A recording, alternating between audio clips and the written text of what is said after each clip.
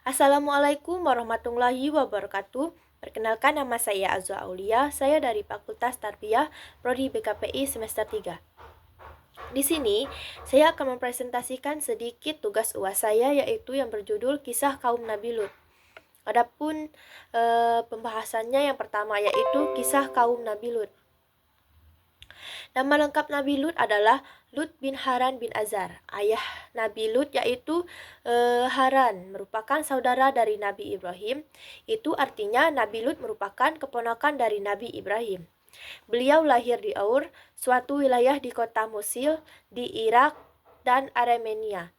Beliau diperkirakan lahir pada tahun 1870 dan meninggal pada tahun 1950 di Syam atau Syria. Ketika Nabi Lut masih kecil, ayahnya Haran telah meninggal dunia di tempat yang sama ketika ia lahirkan.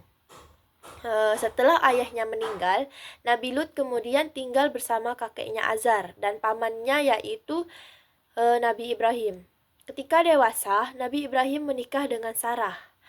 Lalu Azar membawa Nabi Ibrahim beserta istrinya dan juga kemenakan Nabi Ibrahim pergi meninggalkan Kaldan menuju negeri Kan, yaitu lalu sesampainya mereka di Haran, mereka memutuskan untuk menetap sementara di sana, dan di sanalah Azar meninggal dunia. Setelah beberapa lama kemudian, mereka akhirnya melanjutkan perjalanan ke negeri Kanan, yaitu di wilayah Baitul Maqdis atau Palestina sekarang. Nabi Lut beriman kepada Nabi Ibrahim, mendapat petunjuk dari beliau, dan berjalan di atas jalan Nabi Ibrahim.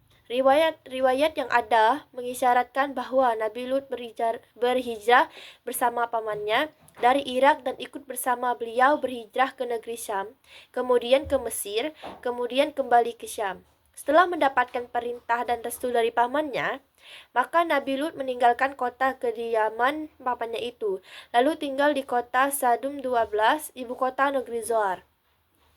Nabi Lut diutus tidak hanya pada satu wilayah, melainkan 5 wilayah yaitu Sadum atau Sodom sebagai wilayah yang terbesar, Syuban, Sya'ud, Gamurah, dan Dauha.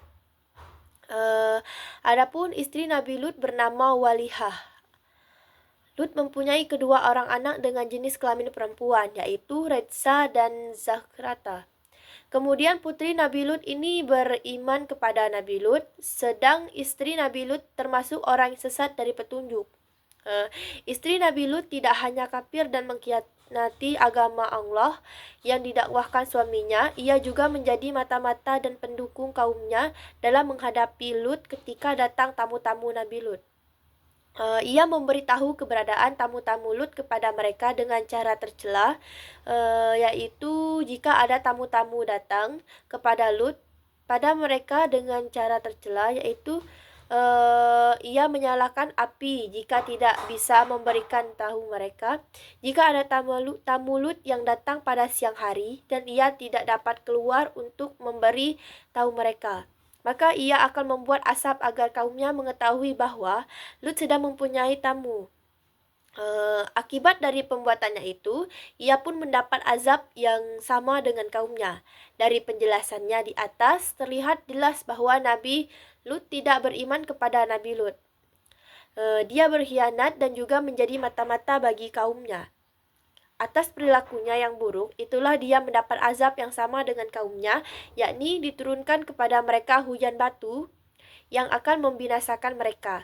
Demikianlah istri Lut menjadi perumpamaan istri yang buruk perilakunya dan berkhianat kepada agama Allah dan membawanya kepada kebinasaan. Adapun kaum pertama pelaku homoseksual, yaitu kisah kaum Nabi Lut banyak tergambar dalam Al-Quran. Perbuatan mereka yang paling menonjol adalah homoseksual.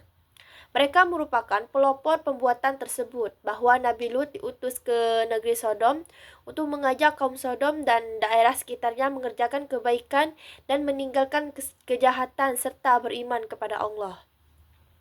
Kejahatan yang mereka lakukan dikenal dengan istilah pasya atau homoseks, yaitu laki-laki mendatangi laki-laki. Amr bin Dinar berkata kaum Sodom merupakan pelopor homoseksual. Sebelum belum ada umat yang melakukan perbuatan keji tersebut. Selanjutnya yaitu Ibnu Katsir menjelaskan bahwa mereka merasa puas satu sama lain pada sesama jenis, yaitu perempuan melampiaskan nafsu pada perempuan, sedangkan laki-laki juga pada laki-laki. Perbuatan mereka tersebut telah menyanyiakan potensi dalam melanjutkan generasi dan melanggar fitrah kemanusiaan.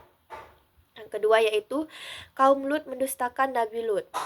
Kaum Lut diutus kepada kaumnya untuk meluruskan penyimpangan kaum dan juga mengajak bertakwa kepada Allah. Namun, mereka mendustakan Nabi Lut. Ketika Nabi Lut melarang kaumnya untuk melakukan perbuatan yang sangat keji dan mengajak mereka untuk bertakwa seperti yang disebut dalam ayat di atas, kaum Nabi Lut tidak mendengarkan ajakan beliau. Mereka tidak mau beriman kepadanya dan juga bahkan satu orang pun dari mereka tidak ada yang mengikutinya. Mereka tidak mau meninggalkan apa yang dilarang kepada mereka, sedangkan mereka juga tidak takut dengan hukuman yang diancamkan apabila mereka tetap dan kesesatan dan perbuatan yang sangat keji itu. Tidak hanya itu juga, mereka juga berniat mengusir Nabi Lut dari kota yang mereka tinggali. Nasihat apapun yang diberikan Nabi Lut kepada mereka tidak ada yang bermanfaat sama sekali. Mereka tetap mendustakan Nabi Lut. Ini terlihat dari jawaban Nabi Lut. Bahkan dalam ini menjelaskan bahwa mereka menantang Nabi Lut mendatangkan azab untuk membuktikan kebenaran Nabi Lut. Yang ketiga, malaikat mendatangi Nabi Lut. Adapun para malaikat yang menemui Nabi Lut dengan bentuk para pemuda yang rupawan, para malaikat datang ke rumah Nabi Lut dalam bentuk pemuda yang tampan-tampan. Ketampanan mereka, Nabi Lut berasa susah dan merasa tidak kuat melindungi mereka. Para malaikat melihat keadaan Nabi Lut yang gelisah dan takut, lalu mereka menenangkan Nabi Lut. Setelah Nabi Lut merasa tenang, dia pun menerima mereka sebagai tamunya. Akan tetapi, jika melihat tubuh laki-laki, maka syahwat mereka akan bangkit, terutama anak laki-laki yang masih muda yang dinamai Amrat, yaitu pemuda yang cabangnya baru mulai tumbuh dan jenggotnya belum tampak. Mereka akan memperlihatkan tanpa ada rasa malu sedikit pun perbuatan keji itu di muka orang yang banyak.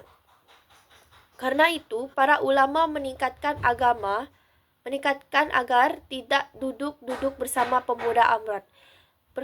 Berhalwat dengan pemuda Amrat di sebuah rumah, toko itu atau kamar mandi dengan mengisyahkan pada perempuan. Adapun yang keempat yaitu kaum Nabi Lut mendatangi rumah Nabi Lut. Kaum Nabi Lut mengetahui kedatangan tamu yang rupawan sehingga mereka mendatangi rumah Nabi Lut. Mereka datang dengan sangat gembira karena mereka bermaksud melakukan hubungan seks dengan tamu-tamu Nabi Lut. Mereka melihat gelagat buruk itu, Nabi Lut sangat geram, lalu menasihati mereka supaya tidak mempermalukan Nabi Lut dengan mengajak mereka bertakwa. Nasihat Nabi Lut tidak didengarkan oleh kaumnya, sehingga mereka berkata dengan angkuh dan kasar, "Bukankah engkau telah mengetahui bahwa kami pasti akan harus melakukan apa yang kami anggap baik?" Mendengar ucapan itu dan melihat sikap mereka itu, Nabi Lut menawarkan alternatif lain, yakni dengan menikah putri-putrinya karena itulah cara yang halal, sehat, terhormat, sesuai dengan fitrah. Namun, kaum Nabi Lut menolak nasihat dan alternatif yang ditawarkan oleh Nabi Lut. Mujahid dan Sa'id bin Jubair memperdapat maksud dari putri-putriku dalam wanita-wanita hamba sebanya. Menurut ahli kitab, putri yang dimaksud dalam putri kandung Nabi Lut, Ibnu Katsir memperdapat bahwa bahwa makna putri tersebut berarti putri-putrinya kaumnya. Penulis sependapat dengan Ibnu Katsir karena Nabi laksana ayah bagi kaumnya secara keseluruhan dan tidak mungkin seorang Nabi yang soleh memberikan kehormatan putrinya yang suci kepada orang-orang yang fajir atau pelaku maksiat atau orang yang melakukan maksiat. Dan yang terakhir yaitu negeri kaum Nabi Lut dijadikan laut yang tidak bermanfaat. Tempat tinggal kaum Nabi Lut merupakan tempat yang biasa dilalui oleh para musafir. Setelah Allah membinasakan kaum Nabi Lut dan menyelamatkan Lut dan pengikutnya, Allah membinasakan tempat tinggal mereka dengan menjadikan laut mati yang airnya busuk dan bau serta pemandangan yang buruk yang terletak di Baitul Maqdis bersebelahan dengan negeri Al-Qard dan Asyawi. Tempat tersebut dijadikan Allah sebagai jalan yang biasa dilalui siang dan malam hari oleh musafir. Supaya orang-orang dapat mengambil pelajaran dari kisah tersebut, Ibnu Katsir dalam Qasas Al-Anbiya menjelaskan lebih lanjut bahwa negeri yang ditinggali oleh kaum Nabi Lut dijadikan sebuah laut yang tidak sedap aromanya dan tidak dapat dimanfaatkan airnya. Bahkan, tanah-tanah di sekitarnya pun tidak ditumbuhi tanaman karena begitu kering dan tandusnya tanah di lingkungan tersebut. Dengan dijadikan tempat kaum Nabi Lut sebagai laut mati, umat Islam seharusnya menjadikan peristiwa ini sebagai pelajaran. Tanda-tanda kekuasaan Allah dan juga keperkasaan Allah dalam menurunkan azab bagi mereka yang membangkang akan perintahnya. Pada beberapa keadaan banyak orang yang tidak mengambil peristiwa tersebut sebagai pelajaran dan pengingat. Hal ini dapat dibuktikan dengan banyaknya orang beragama Islam namun tetap melakukan homoseksual meski mereka tahu akan mendapat azab di dunia dan di akhirat. Baiklah, itulah presentasi singkat dari saya. Saya akhiri. Wassalamualaikum warahmatullahi wabarakatuh.